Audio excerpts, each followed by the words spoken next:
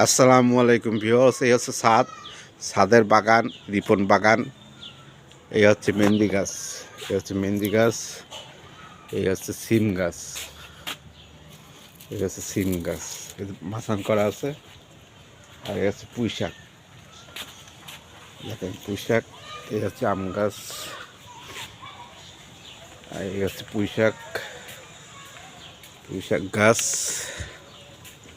এই হচ্ছে টমেটো গাছ, টমেটো হবে ইনশাল্লাহ। আর হচ্ছে পান গাছ হয়েছে কয়েকটা। এই হচ্ছে টমেটো গাছ, হচ্ছে লেবু গাছ,